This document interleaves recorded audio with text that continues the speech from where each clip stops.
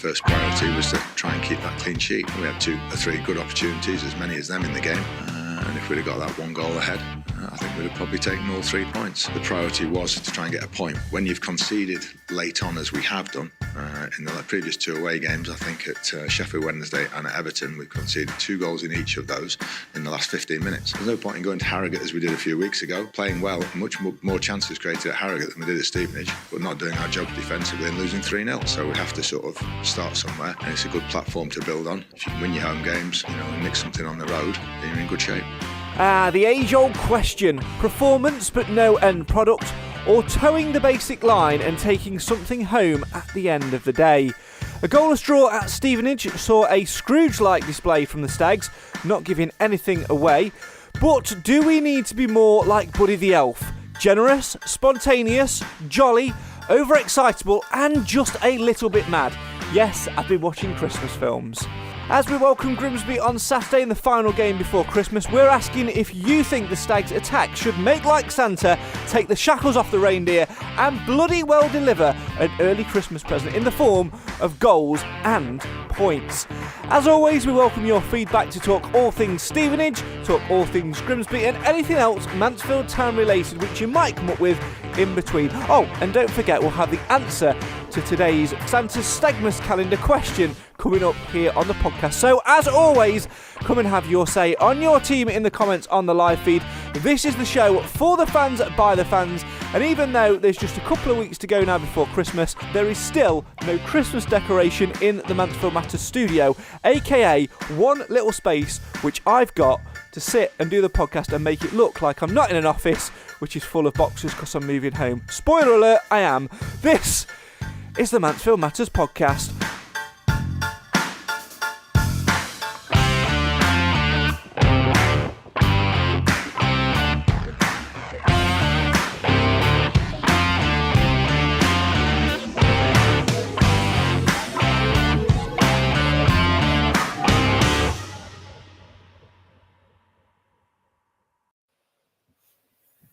Hello, good evening and welcome to the Mansfield Matters podcast. And like I said in the intro, I am in the tightest space humanly possible to do a podcast. I've got everything piled up on an old wonky table, a printer, a couple of microphone boxes and a glass plate that I found in the kitchen. So if anything goes a little bit glitchy tonight, I apologise for that because I'm not in my usual setup. But we'll try and muddle on through and talk all things Mansfield Town. And to do that, we need your help at home. As always, feel free to get involved, have your say on your team with anything Mansfield Town related that you want to talk about. We'll be talking all things Stevenage, look ahead to Grimsby, the Christmas period, how we're doing this season, anything Mansfield Town related that you want to talk about. Plus, we'll reveal the answer to today's Santa's Stagmas calendar question, which was all about our current incumbent of the number 15 shirt, Jason Law, and how many managers that he has played under. The question, if you missed it earlier on our social media, was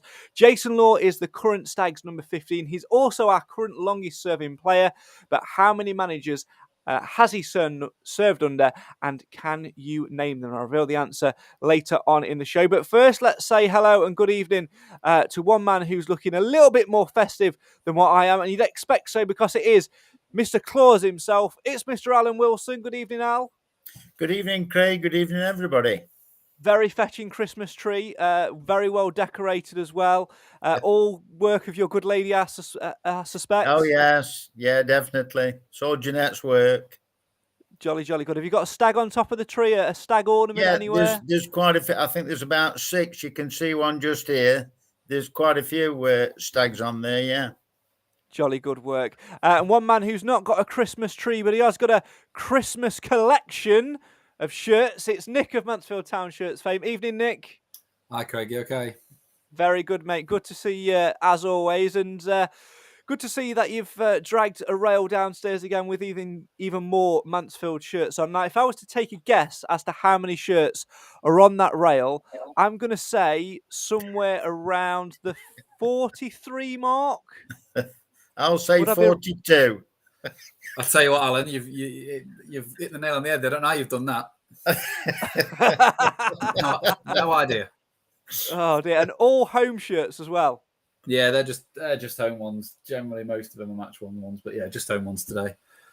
Are they ordered in any way in particular? Are they done from like oldest to newest, or are they just chucked on? Newest, that one, that's this year's, and then that one's a bit older, as you can see. Oh, Yeah, nice. we go from late 70s to this year. That That's way, good. man. I mean, we need to get you like a building in Mansfield Town Centre somewhere, just to do, or a little space in the museum during like the close season or something, just to do like a parade of put 'em your. up. Yeah, just like a one-day Mansfield Town shirts themed thing with a little bit of history around the shirt and a few of your stories of how you've met ex-player at service stations and things like that. Now, speaking of that, a couple of weeks ago we were going to have you on the podcast, but we couldn't get you on because you were, I believe, heading to either a service station or a lay-by to meet up with another ex-stag to delve into a shirt collection. How many shirts and from what era? It was a little upgrade from a lay-by. It was actually the services near East Midlands Airport, which is a slight upgrade on a lay-by, but not quite.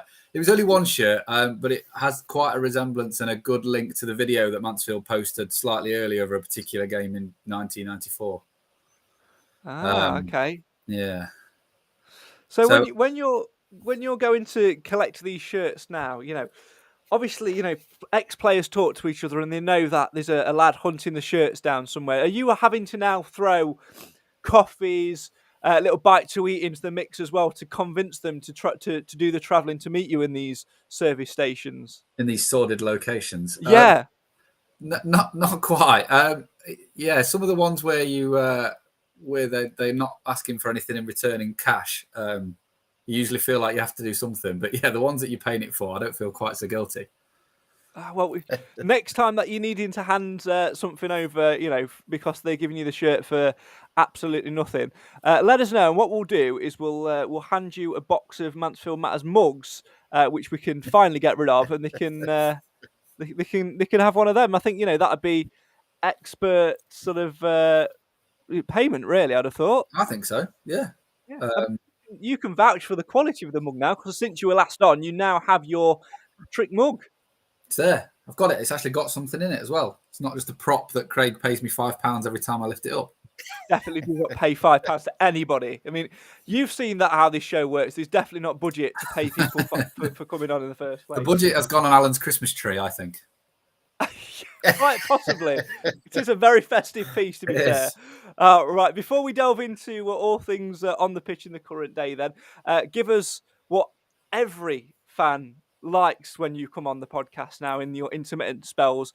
Shirt update, or as we're going to call it, shupdate. The shupdate, I mean, the one that I was talking about is actually Mr. Wilkinson's shirt from when he scored the hat-trick against Chesterfield, but also from the playoff semi-final. That is that shirt.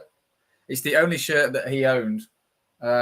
He didn't own any other shirts for the Stags, so when I met him and got it off him, it is the last Mansfield shirt he owned. So I was really pleased. It's a number 9 as well, which obviously makes it even better.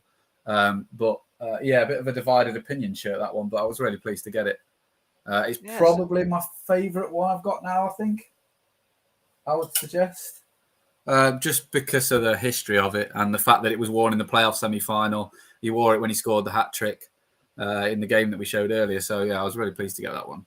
Now, you see, now you've got hold of that. What you should have done, you should have whacked it on eBay following them putting that video out, and you could have doubled your money on it. But I know that it's not about the money for you, is it? It's about the completing the collection. Yeah, if it was about the money, I think I would have given up a long time ago. Yeah, not off, absolutely. Where are you with your collection now then? Because last time you were close to the 100, I think. Yeah. Have you had a count? I've just counted before. I've got 43 home, and I think I've got slightly more away, and I've got about 10 goalkeeper shirts. So I must be there. I haven't counted them up. They're on a spreadsheet, but I haven't added them all up. I must be. I've probably had quite a few this month with a few decent finds. So, and I've also acquired Stephen Eisted's tracksuit from the FA Trophy final, which is random. I went to meet him in his house about 2 weeks ago, which was cool. Brilliant. So you've directly liaised with Stevie Eisted then? I went to his house, yeah. Where's he living? He's about to move to Australia in January, but he currently lives. He Because lives. he's a Geordie, isn't he? Stevie Einstead. He's like South Sheffield, basically. So not too in bad. between Nottingham and Sheffield, Doncaster-ish. But yeah, he's moving to Australia, so I caught him about 3 weeks before he moves house. Now, when you went round, this is very niche, and people might think I'm weird for saying this, but those who will remember. Was he wearing any clothes? Yes, he did have clothes on. Yes. Do you know what I'm referring to? I do. Yeah, but it was quite cold, to be fair, and we kind of met on the doorstep. So it's probably a best idea for all parties that you didn't wear clothes. Yeah, well, good absolutely. idea that. For those that don't, I think many years ago he was one of. There's always like players in your team that sort of become like the pin-up boys of that team, and I know he got famously along with Steve-O, the club's header of media and communications, and he did a bit of a naked chef style stint where he sort of they used to do like articles in the program when they interviewed him, and they used to film it for iPhone, and I believe that he went round for dinner or something, and I said was cooking naked, and there was various shots of his arse on show, and it sent the female fan base and a few of the male fan bases. Clive was very happy. It sent them wild. So I see. That's why I asked the question whether he actually had clothes on this time. He did have clothes on. He did. But he say he's moving in January time, moving in the new year. Yeah, he's moving over to Australia. He did say he'd met Kyle Nix the week before, which was another sort of Mansfield reference. So he's still. Yes. I think that was the only person he still kept in contact was Kyle Nix, I think. Wow. Well, we'll have to chat after this because, again, we have a list of players that we want to get on, and we've not really had anyone on from the era of the FA Trophy final. So yeah, he had some good stories, to be fair. I was there probably far too long, stood at the doorstep with the wife and child in the car. So, yeah, he... I bet that didn't go down well, to be fair, he was... He was... he was all up for all sorts of stuff Stags related. So, yeah, he'd definitely come on. We'll have a chat. We'll have a chat after, and we'll get it. We'll get it sorted. Right. Shall we move on to actual now and then content? Actually, no, because before we do, talking shirts. Obviously, you've joined Facebook now as well. You're still on Instagram. You're on Twitter. You started a very healthy debate on Twitter the other day, didn't you? With the best Surridge kit. Yeah, I thought I'd photoed them all. The problem is if I haven't put the shirt on, I generally haven't photographed it. So I realised it just came to me that I'd now got all the Surridge ones on there. So I just put them all in one. I'm going to do the away shirts next week. But yeah, it was a bit of I think there were a few comments on quality and quite a few comments on people's in terms of the actual kits themselves. But in terms of the looks, I don't think they're particularly bad. I think the template there's so much you could do with the Stags colours, but I think sometimes we're a little bit bland. No. You see, this is an interesting debate, and we might have to roll this over to another episode because yesterday we recorded the Mansfield Matters Christmas special, where me, Alan, and Clive did Room 101, and we were sort of discussing items Mansfield Town related that we chuck into Room 101 and things like that. And it never really occurred to us to talk shirts and shirt quality and things like that. But I don't know, it's a very interesting debate, and one thing that I would have thrown in, I've only just thought about it now, is when home shirts and away shirts don't match in design. What's your thoughts on that? Because I'm quite traditional. If you've got the home shirt, I'd like the away shirt to be an exact reverse of it, just the opposite in colour. Do you know what I mean? Colour. Yeah, I think you missed the trick with some of those, especially the one with the stripe on it. Yes, my favourite one, which I also don't own, which is annoying. Yes, I don't think I've got that one. Yeah, I would have liked to have seen that one reversed. That would have been quite nice, I think. Yeah, definitely. But yeah, I'm surprised that I think they play it quite safe with Stag shirts, I think. Well, they have done recently. Yeah, well, we'll see what happens next season. More on that in the summer. Right, Alan, let's move on. Let's talk all things on the pitch. Goalless draw at Stevenage against Ghosts of Mansfield's past on Saturday afternoon. What were your overriding feelings of that result? I thought from everything that I've seen and heard about it, I thought it was a good point. Definitely well worth a point, if not the 3, because Stevenage didn't look to me that special. I think if we really put them to the sword, I think we'd have come out, with 3 points. But I don't know whether it was an off day, whether we played reasonably well. But I thought Marius was absolutely exceptional on Saturday from what I saw. Yeah, he played well. He had a good game. I have to say, Nick, I was a little bit disappointed again in in Clough. I understand why he did what he did. We obviously tried to shut up shop and nullify Stevenage a little bit because they are on a roll this season, understandably under Steve Evans. They've built some momentum and are a dangerous side. But I saw the starting 11 and I thought, you know what? This will be a really good starting 11 and a really attacking starting 11 if we start 4-3-3 or a 4-4-2 diamond. And lo and behold, we start lining up for the kickoff. And where does Lucas Akins go? And it's not a personal attack on him. It's just he's the player that is the difference between the 5 and the 4. He goes to right wing back. And that as soon as I saw that, I turned to Clive and I just sort of sank in my seat a little bit. I think it makes it even worse after the fact that he came on for 2 minutes and probably did more in 2 minutes against Colchester than a lot of them did in 88. So I'm surprised he didn't play him up front, considering that we need that little bit of, I call it randomness up front, because he's a bit random, isn't he? You don't quite know what he's going to do. I don't think he knows what he's going to do. So I am surprised. I can see why he went 5 at the back, I think, after the Harrogate game and various other games where we've been exposed a little bit. But yeah, I think as fans, you always want to see us attack. But at the end of the day, I think we kind of, I say went for a point, but I think we'd have taken a point at the start. He realised, I think that was what was going to come and just kept it very much like that. But yeah, we could have certainly gone for it. I think from what I've seen, they said we were the best side that they played all year. I saw a couple of comments from their fan pages about that. So, but it's just nice. It would have been nice if we could have gone for it. But again, you see them lining up and you think, oh no, here we go, it's 5 again. But it's a frustrating one to sort of quandary, Alan, because, we were talking about it, weren't we? You said, last couple of games, we'd really improved bar for those moments sort of late on where we'd switched off by playing the 4, and then he reverts back to the 5. But in his midweek sort of press conference interview, he sort of come out and explained why he did it, because he wanted to sort of go back to basics and just sort of start a scratch by getting a clean sheet. And I can praise that to a degree, but I just think with the potential he had and the 11 names that he'd chosen, if he'd have just gambled and flipped the coin, I think we may have been sitting here talking about 3 points rather than 1. It's just a shame that the Rhys Oates effort, early on in the game, after what was it, about 6 minutes or whatever it was, might even have been earlier than that. But it's a shame that didn't go in, because it would have had a different complexion on the game. They would have had to come out, and left big holes at the back for us to exploit. But, it's a starting point, isn't it? We've got the draw now. If we can carry on that and get 3 on Saturday against Grimsby, who will be by no means walkovers. That they won't, because they're doing reasonably well at the moment. It's a starting point, so it's a means to an end.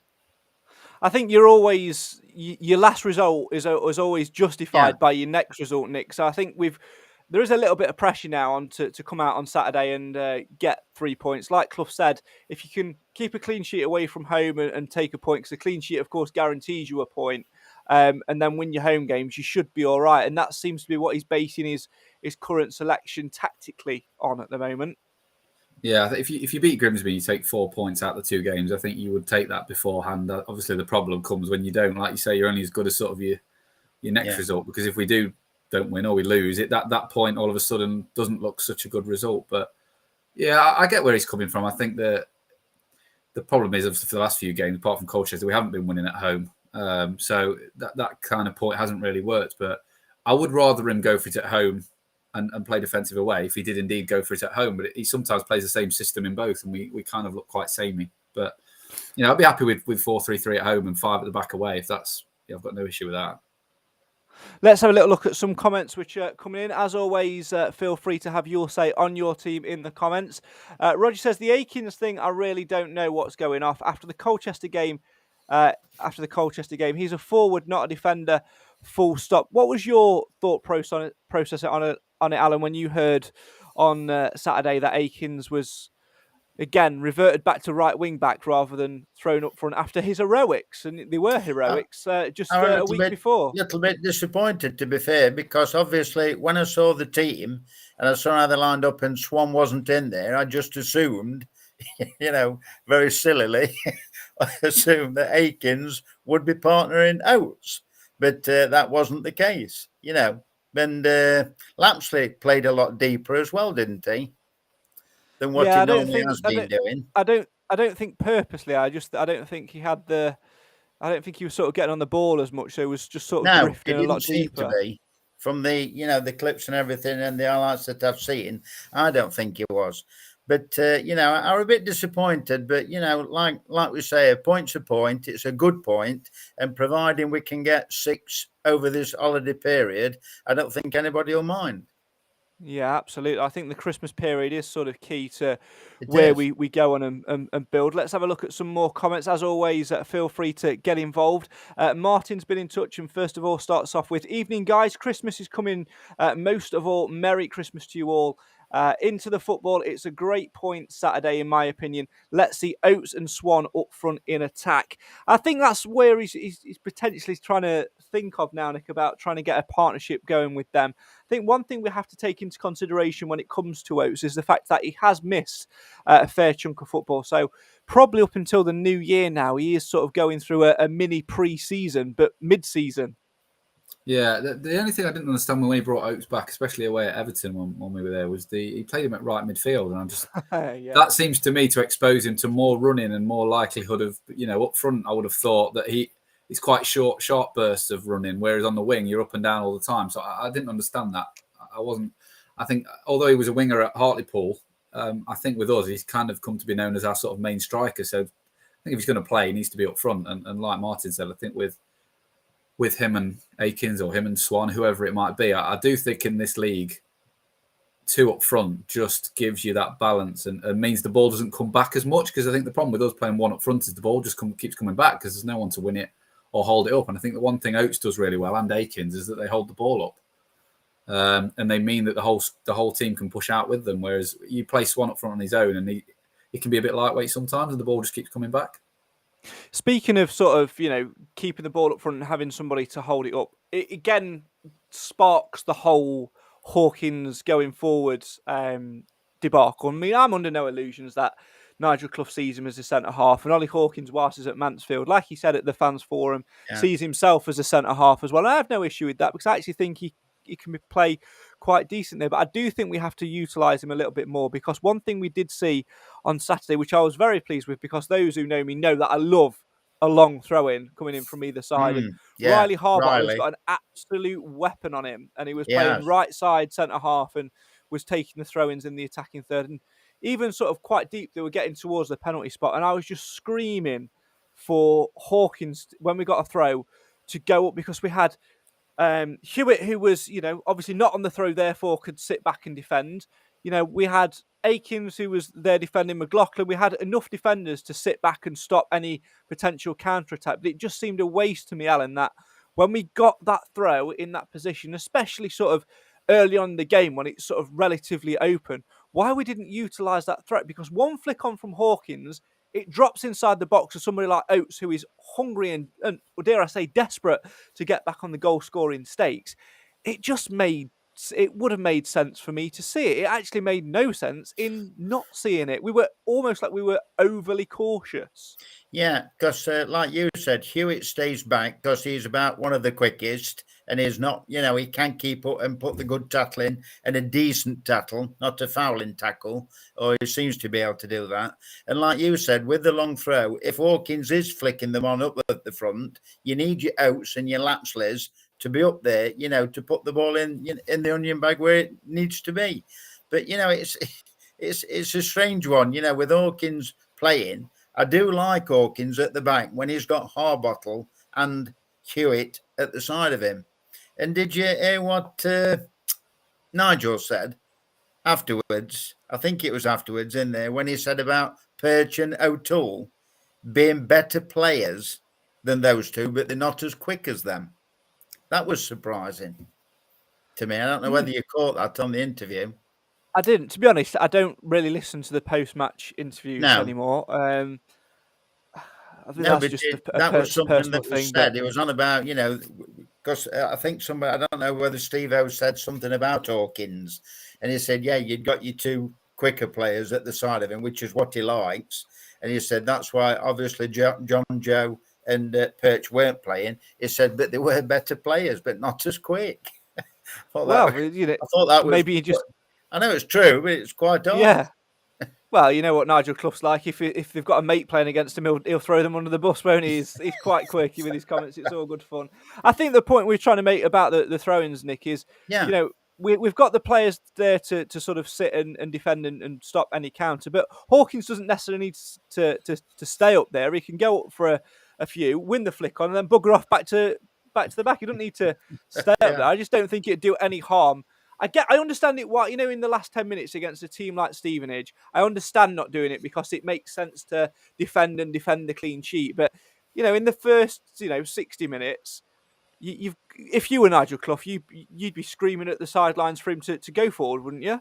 Yeah, I think most teams would. I think one thing that is another Cloughism that's very similar that I would put in Room 101 should I ever get the chance was the fact that we don't we don't leave players up for corners. We've got some quite fast players, and like the likes of Will Swan is going to do nothing in our box, yet they bring them all back. And I think, well, then the ball gets hoofed out and no one's there, which is another one of those weird. You'd think someone from the coaching team would just look at and go, well, let's just send the fastest player we've got. It doesn't have to be a striker. Just put them up somewhere so that when we do hoof the ball out or someone wins it, it goes to us and not them. And that's another similar thing. It's just a bit of thought. But yeah, I don't get why Hawkins would be the first person in there. Or it annoys me where he goes up, but he goes too far back, so the throw-in doesn't even reach him. Yeah, get on the front post. That's always boggles my mind. Your job is literally, it's almost like he trains himself as he almost wants to be the poacher at the back post. No, your job is front post. Yeah. You're 6'8" or whatever. Just flick it on, backwards header, job's a good one. Plus the fact from what Nick said, if you do put Swan, Oates or whoever up front, they will invariably put two players on that player. So that's another two players out of Mansfield Town's box. At Colchester, it boggled my mind. One and they've lost two. It boggled my mind at Colchester. We did it at Colchester. I'm thinking these are second bottom in the league. They've not got they've got 1 point all season away from home, and we brought everybody back for every single free kick and corner. It didn't make sense, but overall, it's a good point. I don't think we can complain too much, but yeah, it all depends what we do on Saturday, I think. This is exactly why I called the episode "Be Like Santa," because we looking at our league position, we are fifth at the moment, 34 points, third place Northampton on 39. Our goal difference is the lowest in that top 7 on +2 because we don't score enough goals. We're not clinical enough. We don't, for me, Alan, we don't deliver enough. We're not. It's almost like, this is a Craigism for you. When you're young and you go out and you're full of lust and you see a beautiful girl or boy or whatever your persuasion may be, you're thirsty. You're on it. You want to chat them up. You want to seal the deal. You want it done. It's bish bash bosh. It's you want it all. It's that hunger, that desire. But for Mansfield's attack, it's like we're the opposite. It's like we're so frigid within like a chastity coat that we just cannot unlock. We've just got no spunk in our attack. There's some good analogies there, Craig. Did you write that script earlier? I am not reading off a screen. Exit. It reminds me of Disco Inferno. Me and Alan got a different script to that. I got a different one. That's quality, that. Yeah, no, I know what you mean. We just don't shoot. I mean, the worst games were some of the. I remember at Everton, we had two players through on goal against their goalkeeper, and all one had to do was one run one way and then pass it the other one, and they almost stopped as if they didn't know what to do, and the goal was about 10 foot away. Just didn't kick it in it. Sheffield Wednesday was the same. We tried to walk the ball into the goal, God knows how many times, and it just needs someone just to shoot, as daft as it sounds, because we just don't do it sometimes. We just need that one clinical finish to set somebody up and running. I mean, Swan's has he got 7? 7 or 8, yeah. Oates has got, how many has Oates got now? I'm not sure. Oates has got a few. And it might bounce off each other. He's got one at Everton, we just need that one game where we're like 3 or 4-0, I think, to set us on the road. To give them a bit of confidence. We're getting the players back now. We're getting the players back in their, theoretically, in their position. Your Macca's looking pretty fit now. Oates is fit, and it looks good. And Libby's fit as well. Hi, Libby. Yeah, and Libby agrees with you. She certainly does. That's not a very loud Libby bark. Is she all right? It's a very Yeah, quiet yeah. Libby Jeanette's bark. just That one. come downstairs. When anybody moves in the house, she barks. Oh, bless her. Right, let's have a look at some more comments. Simon says, the more players we keep forward, the more players they will have to keep back to defend. It's Yeah. a simple analogy. Roger says we don't gamble enough. We don't put a man on halfway when the opposition have a corner. Martin says, yeah, Hawkins signs a striker. He's never been a centre-half. He's not quick enough for one.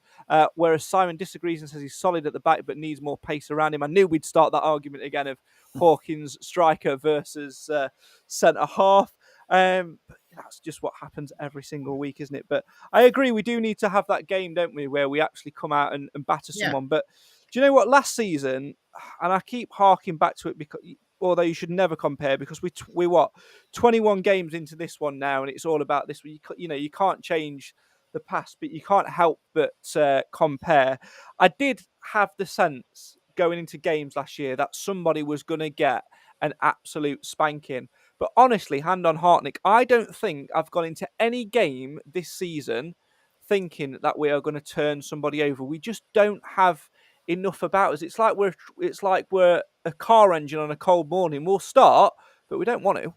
No, there's a couple of games where we should have done. When we were 2-0 up against Hartlepool, who were comfortably one of the worst teams I'd seen, and we absolutely battered them. And then 2-0, we decided to switch off and let them back into it. And they ended up, obviously scoring 2. Games like Colchester, though, you just think that other teams against that Colchester side a week last Saturday would have absolutely battered them. If they'd have been in front of Stevenage, Leighton Orient, they'd have had 4 or 5, and we looked barely capable of scraping 1. But the thing is, we do keep winning games here and there, and the performances aren't terrible. They're just like you say, you don't have the confidence that we're going to go out and win. Whereas I think last season, every game I went to at home, you just kind of sat there and waited almost Man City-esque because you knew you were going to win. And you kind of sat there, certainly the second half of the season, thinking, well, I wonder how many we're going to score today. Whereas this year, it's more, I wonder how we're going to score or if we're going to score today. That's generally been the feeling, I think, at home, especially in the away games I've been to.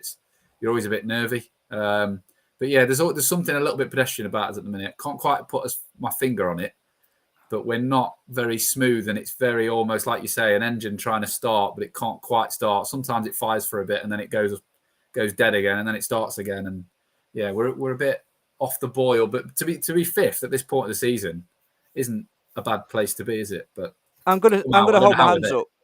I'm gonna hold my hands up.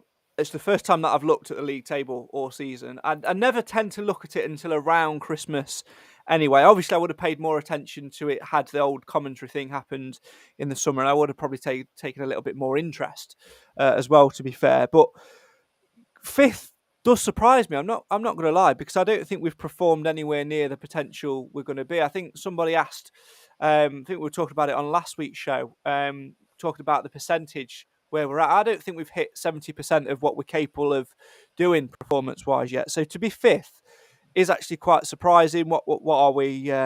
34 points there on 39. So what's that? 5 points, 6 points away from 5 points. Haven't Northampton got a game in hand on us now? Yeah, they have. But they've also got, you look at the goal difference in there as well.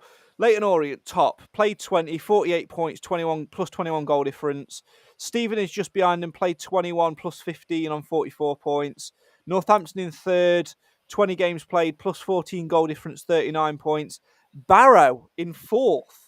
Obviously had a great start to the season, even though we've taken points off them as well. Yeah.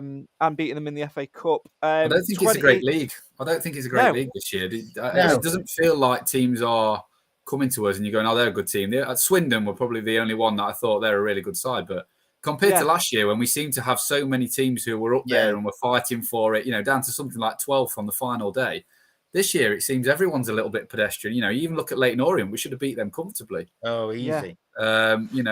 Stevenage, we should have beat on Saturday. Northampton I've not seen, but Barrow are reasonably poor every time they seem to play us. It just seems the league is such a... Maybe it's all the teams are getting closer because there isn't really any teams to pull away, but it seems a poor league this year from recent memory. It doesn't seem like there's a lot of dynamic teams in there. They're all very samey. They all play very similar. They all play 5 at the back. They're all very similar teams. I think everyone seems quite similar this year. This is where it could be interesting when we play Boxing Day with Northampton. Because if we can take 3 points off them, it gets us that bit closer, and and it puts a proper spanner in the works. Because Mansfield could be there or start to get there or thereabouts where the injured players coming back, and getting a bit of momentum going. Based on performance, is our league position of 5th giving us a false sense of security based purely on what we're delivering on the pitch? Yes, we're getting the points, but in terms of the physical output, are we in a false position? Nick, I'll come to you first. I don't think that the thing is that I think is we haven't. Whenever teams come to us, I don't ever think they're much better than us, if at all. I always think, to be honest, we're better than them. So maybe it's not a false position, but you look at teams like Barrow, Stevenage, Walsall aren't that far behind us. This time last year, they were very, very poor sides who you would expect to beat every week, Stevenage included. And then this year, they're all up there. But maybe it is slightly false. But then if we dropped a bit lower down, I haven't seen many teams that are better than us. I think we've been poor on occasions and lost because we were poor rather than because the other side were better. Barring maybe Swindon. I don't think anyone who we've lost to or played against, home or away, really, I've thought, oh, they were brilliant. So maybe it's not a false position. I don't know. I haven't. It's hard to judge, isn't it? Because I don't think many teams have been better than us. Yeah, I mean, maybe because I'm so hung up on last season from the personal point of view, which is why I don't see us as firing, and why I think we're a little bit false in 5th. But we are churning out results, and football is a results-based business, Alan. And come the end of the season, if we're sat in 3rd and we've done it and we've got automatic promotion, am I going to give a toss about whether we've played teams off the port for 46 games? No, I'm not, because we've ultimately achieved the game, which is one better than last season, which was failure. I just think it's our own down doing, if you like, that that we are 5th, which is a good position to be, to move on from. But I think it's our fault that we're not pulling all the trees up like we should be, because we've got to face it. We've had injuries and whatever, and we've had different players playing in different positions. Once everything starts to get back to normal and click, I'm positive. I just think we'll see a definite different Mansfield Town.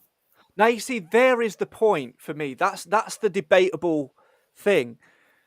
I don't think it's going to, because we've got this flippant thing of not being settled enough. I think it can click, and if it does, I completely agree that we will absolutely soar. But we are 21 games in to our league season, and we seem to flip between this 5 at the back and playing players out of position, and what I see as a negative, to this good 4 where we can be hungry and fluid like we were last year, and then go on and beat teams. I don't think after 21 games we've found our identity. And at this stage of the season, Nick, 21 games played, you're almost a third of the way there, almost nearly even halfway there for some of the games that you've played.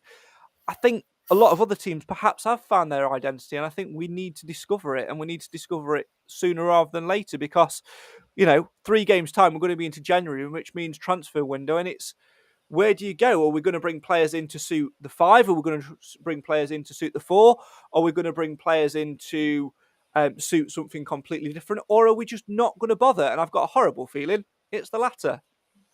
Yeah, I'm not sure on the format. I think a lot of the time we play the 5 because he made a few fundamental errors in the summer. We signed a centre midfielder too many, so then I think in his head he's forced to play a formation that has 3, or at least gives him the option to play 3 central midfielders. Because if he only played a 2, we've got far too many central midfielders in Lapsley, Maris, Hartigan, Boateng, Clark, to play just 2. So therefore, I think in his head, he's thinking, well, I need to play 3, which is why even when we play the 4, we play the 2 and then 1 in front of them.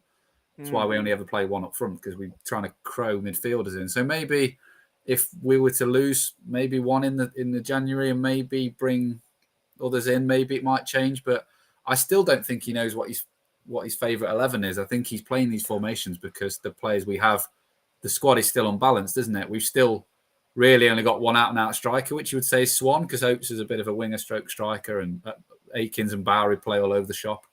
but we've got far too many central midfielders, and that's the problem, is that he has to shoehorn them in, which is why they always end up playing. Even when we play 4, we end up with 4 central midfielders all in a line. And I think that is the reason why he's been quite reluctant. And I think I've said it before on the podcast, when we have a successful Stags team, you can name the 11. If I asked Alan to name the 11 from a successful promotion year, or if I asked you, Craig, to name the 11 from when we went up in 01, you could probably name the 11 now, near enough. But if I asked you... 01, I'd be struggling, but I could certainly do 10 years. I could or the conference 11. I mean, I was thinking when I was 9 or 10, I could still name you the 01 team. Marriott, Beavers, Dempster, Jones, Sutton, Murray, Howell, Clements, Green, Meikle, Briscoe, I think it would have probably been. And I could still go Pilkington, Hassel, Barrett, Robinson, you go Pemberton, Corden, Williamson, Disley, Lawrence, Greenacre and White. I could still do that now.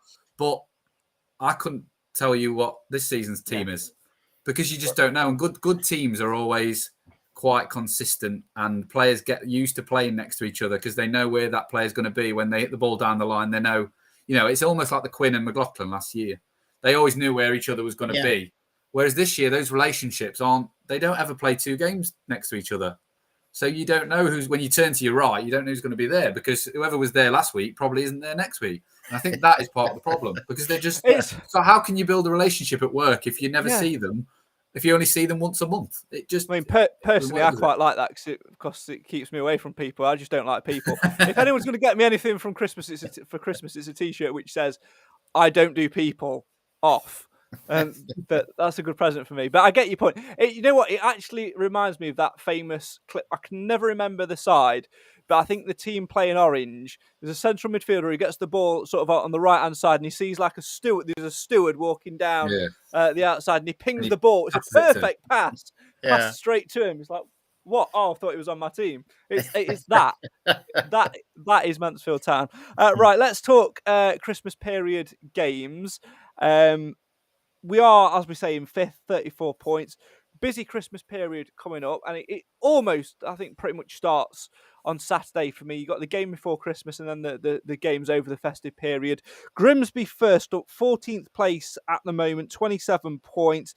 They absolutely turned us over, Alan, in the Papa Luigi trophy earlier this season when we were nowhere near it. We owe them a little bit for that, but on home turf, they'll bring a fair following, probably a sold-out away end.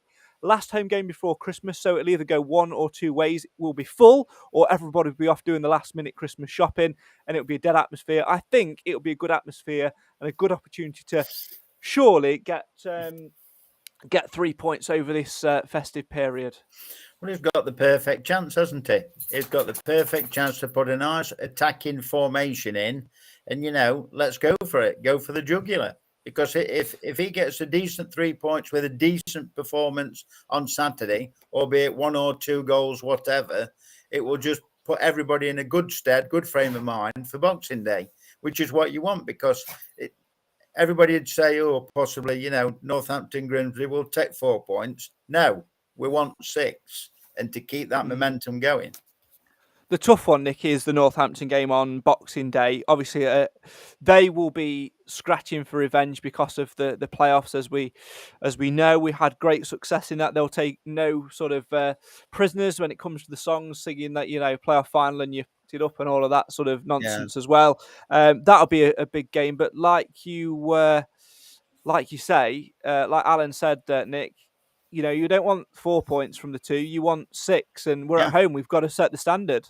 Yeah, I think we've got to go for them, especially if you win those 2 games and it looks a completely different complexion, doesn't it? Northampton is a 6-pointer because not only do we get 3, they don't get any. So sometimes I'm more confident with us against teams in the top 6 than the bottom 6, considering I think someone said we'd won 1 out of the bottom 7 teams or something like that playing them. So, but they're 2 local games, aren't they? It kind of goes out the window a little bit. But yeah, like Alan said, you got to go for them. You're at home. What have you got to lose? I'm sure the fans would rather us go for it and slightly come up short than go defensive and get very little. 2 points out of that, 2 draws out of those games is no good, is it? I'd rather win one and lose one and absolutely go for it. I think everyone would rather that, because I think we're at our best when we're attacking. I don't think sitting back suits us. I don't think it ever has at Mansfield in the 25, 26 years I've been going. I don't think sitting back's ever suited us. It's never worked. So, like Alan said, you've got to go for it. Hopefully, a decent crowd. I like to see and that hopefully early goal as entertain. well, Nick. That Yeah, I early mean, goal, when was it that? just- We probably have, but it it's feels like like last a while. year. It just sets you up. It sets you up. That If we come early out the goal blocks gets like we everybody did, firing.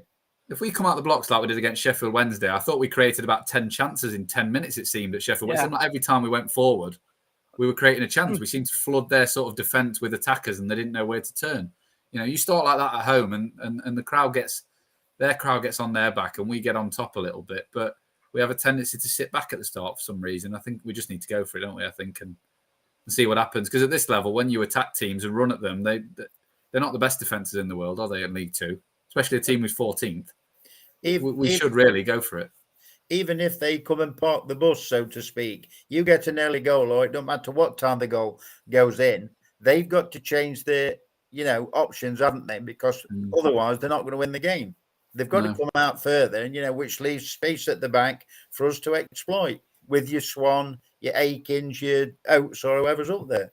Yeah. And of course, we're talking about potentially getting 6 points from the 2 home games. We've got a trip to Hartlepool, sandwiched between Christmas and New Year. I think on the 29th, an evening game, a Thursday night, up in Hartlepool against another former Stags boss in Keith Curley, who went viral a few months ago for some of his post-match comments, which were hilarious. But they are sitting 22nd, just a point above the drop zone. So by virtue of the fact that we've said 6 from 6 from the 2 home games, surely it should be 9 from 9. Considering their position, we've got to show no mercy. This is the time to show. Christmas is all about giving and things like that. Well, let's not give by way of giving opposition chances or points. Let's give by giving our supporters 9 points on the board. Yeah, I'd agree with that wholeheartedly. And then, of course, that game worries me more though. The Hartlepool game worries me a lot more than the 2 at home, because you know what we're like, playing 22nd in the league away from home. We may as well give them the points and just move on. It's got defeat written all over it, to be fair. And then, of course, Walsall on New Year's Day, which we'll come on to another time. But let's go back to Grimsby, because it's the aforementioned time of the show. It's podcast predictions time. And Nick, as the guest this week, we'll let you go first for Grimsby at home. So outcome, result, and first goal time, please. I'm going to go 2-1 Stags, and I'm going to hope and make one of Alan's Christmas wishes come true. I'm going to go for a goal in the 7th minute. Oh. Yeah, I'll take that now, Nick. I'm not guaranteeing who it's for, but there'll be a goal in the 7th minute. Well, there you go, Alan. Hopefully not wearing black and white stripes. I'm thinking that Nigel's going to put he's been listening to our podcast. He's going to go with an attacking formation, and Well, hang on a minute. If Nigel had been listening to our podcast since the last time, he wouldn't have played Lucas Aikens at right wing back on Saturday at Stevenage. Obviously, he missed that episode. He changed his mind. I think Mansfield will win 3-1. I don't think we'll keep a clean sheet. We don't seem to be very good at that. It'll be 3-1, and I'm going for the 17th minute. 17th, okay. I will go. I prefer Nick's 7th minute. I'm going to agree with Nick's scoreline of 2-1 because we can't beat teams. We cannot beat teams comfortably. I will go for. Do you know what? I'm going to keep the 7 theme going, so I'm going to choose 27, and there you go. Just to mix it up a little bit. So 27 is my answer. As always, if you want to play along with podcast predictions, the link is in the description, and you must do so no later than 1 hour and 1 minute before kickoff on Saturday. Comments don't count, social media don't count, etc., etc., etc. You must do it via the link, and we'll post the rest of our predictions on social media later in the week. Right. Obviously, Nick, you're doing great things on social media with Mansfield Town shirts, showcasing shirts of Mansfield's past. We've jumped on the bandwagon of posting daily at the minute with a very stupidly named Santa's Stagvant calendar, a question a day between the 1st and the 24th of December. First and foremost, have you been playing along? Yeah, I've answered a few. To be honest, sometimes I don't just go on my phone during the day and I don't see them, but I have done. I think I've done quite a few. Yeah, the Brian Jensen one. There was a Disley one as well. I was going to put a shirt on from 1 to 25 until I realised I didn't have a number 5. So that literally killed that dead in the water, because I thought, well, you can't fold number 15 and half. No. So I gave up on that one because I don't have a number 5. Well, you could have done. You could have just skipped and just done like 25 as just skipped or you could Fold have it done in like half. an old You just lied. Somebody Would have might been have fine. slept through it. You could have had noughties. I know. Still Nobody not wants got that. Nobody wants that. Clive does. I know. it. It certainly does. Today's question, if you've not seen it, was all about Jason Law. Now, I'm going to hold my hands up a little bit. When I first started it, what I should have done 12 because it would have been a lot easier and it would have been over by now. Yeah. I've done 24. I've tried to theme it around the squad numbers. So, like day 1 was all about number 1s. Yeah. Day 3 was about like hat tricks and strikers, and it's getting a little bit loose now. But obviously, I got a little bit of stick yesterday because it was the day 14, and obviously there was only going to be one question on day 14. Oh, definitely. About Neil McKenzie. Macca. Today is all about 15, and our current 15, number 15, Alan is Jason Law. He is, and he's also our current longest-serving player, remarkably. So, even though he never gets played, shame. That's my Christmas wish: more game time for Jason Law. So, the question today was: can you name the former managers that Jason Law has played under at the Stags? So, Nick, I'm gonna hand it over to you. First and foremost, put a bid in of how many managers you think he's played under. This is giving Alan more thinking time. Well, I wouldn't have a clue. I could have a guess at managers. Are we including caretakers in this? No. Permanent managers only. In my head, it's... did he play under Evans? I'm going to go 4. And I'm going to go Clough, Coughlin, Flitcroft and Evans. Okay.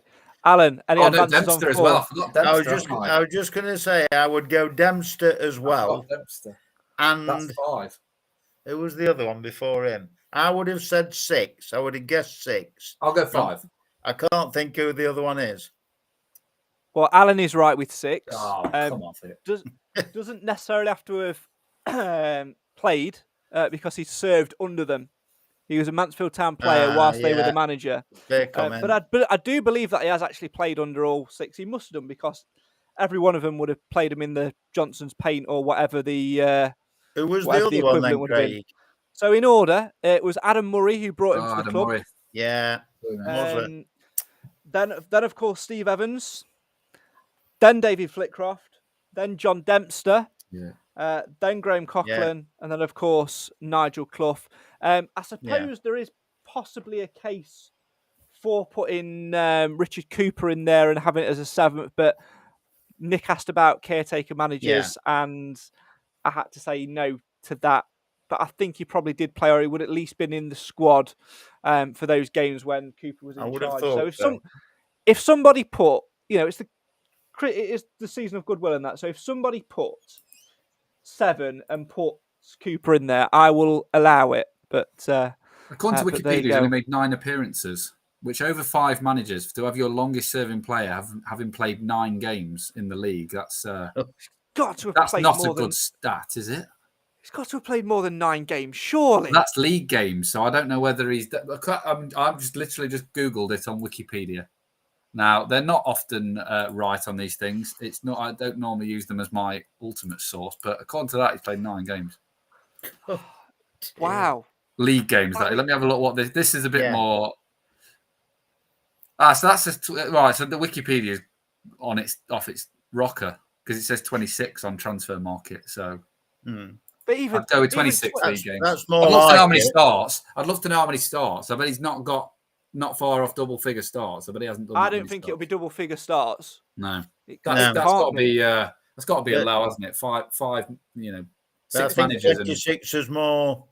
Yeah, it says 26 league games on there. That makes more sense. Yeah, I mean, it does, to be fair, Clough has been the most prominent one, bringing him on as a sub. And, of course, there was the COVID season where he made his breakthrough, where he did get a fair few starts towards the end. And, obviously, you've got the Papa Luigi's trophy in there as well. But, like Roger says, Law's got more chance of meeting the Pope than getting more games. So,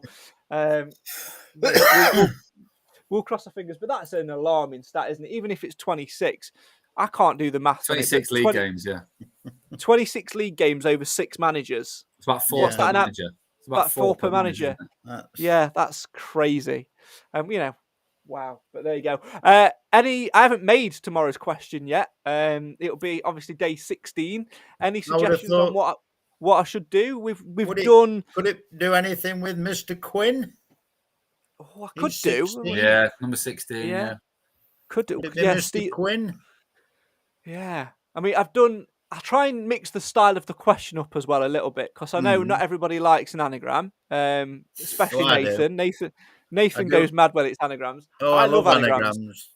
Last year we did 12 mugs and Mugsmas, and every day it was an ex-player and it was an anagram. And to be honest, I prefer that to what I've done this year. So I'm bringing that back next year.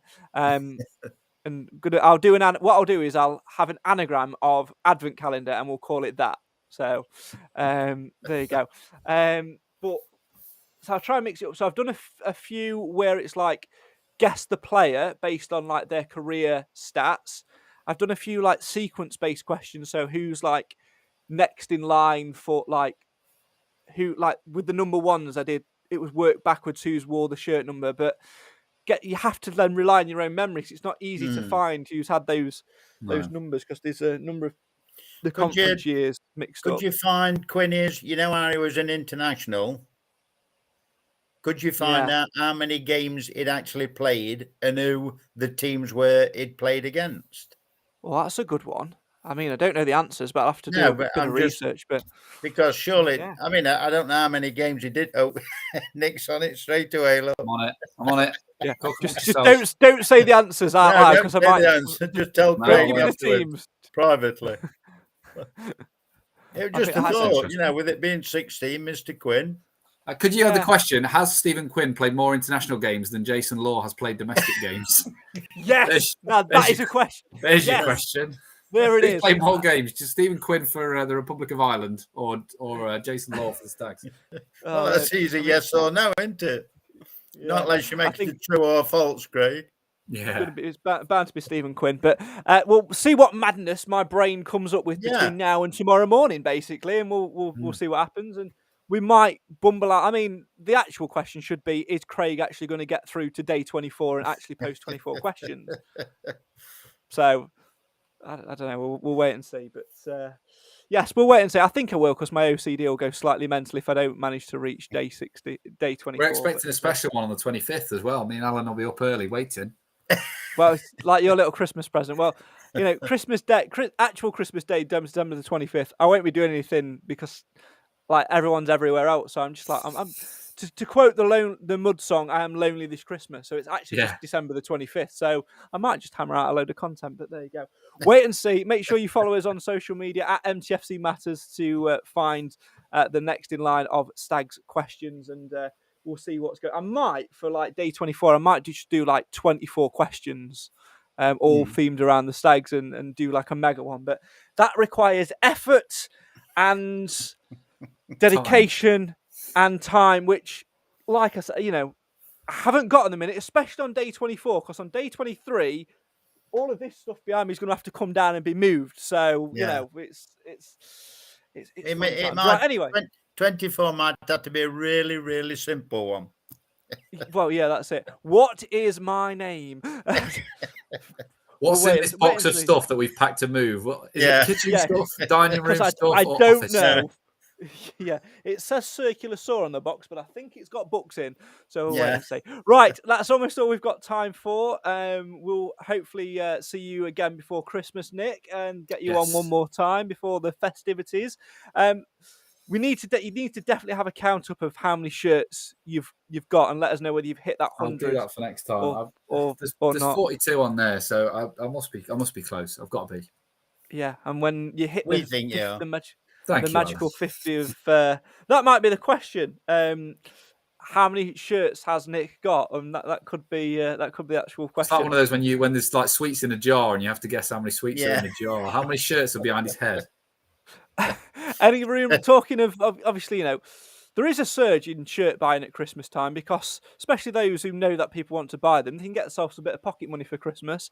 Any dealings in the shirt market ongoing, Nick, or has your attention been focused to paying checks to Santa? I've got a few that have said, yes, I've got one, you can have one, and then haven't replied back to me for a bit. So I'm currently talking with Mal Benning, but it's kind of, because he's currently playing, it's quite difficult to... I've also got Jamie Clark, but he happens to live in Bangkok, and all of his shirts are in a lockup in Mansfield. So once I'm kind of dependent on him on that one. I can't ask him for the keys to his lockup and start snooping around myself. So he said I can have one, but it kind of, it kind of. I'm waiting on him on that one. I can't quite push that much further. Good Lord. So it might there might not be any more before Christmas. Oh, the hunt for shirts continues. If anyone has got a match-worn shirt for sale, or knows of one where there's one, or just genuinely wants to see the museum, which Nick is collating, where can people find you? So if anyone does make the fatal error of telling me they've got a shirt and doesn't expect me to pester them for the next 2 years, then Mansfield Town shirts, generally everywhere, Facebook, Twitter, Instagram. Now, you see, you missed out on one because there was a raffle, wasn't there, Alan, in the last home game, which 2 match-worn shirts were given away. And I messaged Nick about it. He knew nothing about it. I knew nothing. I can't believe Alan didn't just give me a shout-out on the microphone and I'd have come down. I knew something about it. Absolutely, I don't normally miss that. I joined Facebook a day late as well because someone from Chesterfield, of all places, was selling 4 match-worn shirts that they'd collected, and they went the day before I joined Facebook. So that was... All right. I missed out on that one. Oh, gutted. Well, we'll keep our eyes out and see what comes next in the collection. Is there a particular era that you're looking for at the minute, or are you just ad hoc looking? For somehow I haven't got the... I didn't have the promotion season from the conference until I met a certain Mr. Briscoe recently. That's his shirt from the Gateshead game. That was the last game he scored for the Stags in the conference, and that's his shirt from that game. Oh, very nice. We had, early 2000s, late 90s at the minute, because the conference one seems to have been easy to get hold of. I'm not quite sure why. And the more recent ones I've kind of got. So, 90s really at the minute. Well, we'll keep our eyes out for you as well and see what happens. Make sure you go and follow Nick on all things social media to keep up to date with his vast array of shirt collections, and keep an eye out for that special post about the collection of Surridge away shirts. I'm going to be honest, I can't remember a fair few of them. So have you got any third shirts yet as well? Have you got a third shirt rail? They're in the away shirt rail at the minute. I've got home, away in third, and then goalkeeper ones. I think I've got all the third shirts. The one I got recently was the Briscoe, the light blue one that we only wore once. So I was quite pleased to get that because they didn't make many. It was the long sleeve one. They didn't make that. I actually can't remember that. I think I want to say we wore it against, was it Lewis or somebody like that? It was worn once basically. Because I believe the dark blue Green King shirt was too similar to the National League referee shirts who always wear black. Whereas the Football League, the referees change their colours.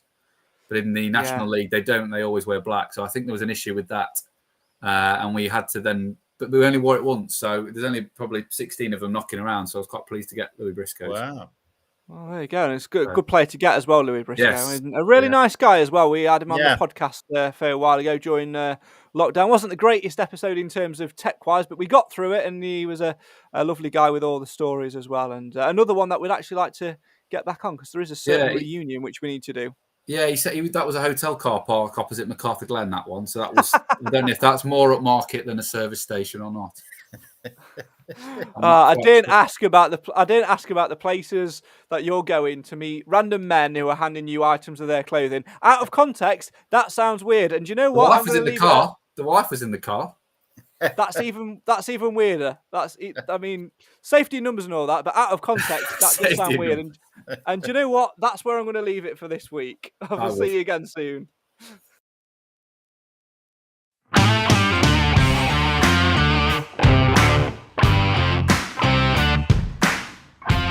Well, there you go. That's it. The full-time whistle has blown on yet another Mansfield Matters podcast. My thanks to you for watching or listening at home. And, of course, my thanks to the Mansfield Matters podcast panel as well. They'll be with us one more time before Christmas next week as we reflect on all things Grimsby and we look ahead to Hartlepool and beyond. As always, make sure you get involved with podcast predictions. The link that you need is in the description. You must do it no later than 1 hour and 1 minute before kick-off on Saturday afternoon. Who is going to be top of the table on Christmas Day? Will Alan have a resurgence to the top, or will it be one of you guys, the listeners at home, who takes the crown as Mansfield Matters Podcast Predictions Christmas Champion? Get your votes in now, get your guesses in now as well, and we'll find out come Christmas Day. Right, that's it. I'm off to try and squeeze in some more Christmas films. Have a great night. We'll see you next week.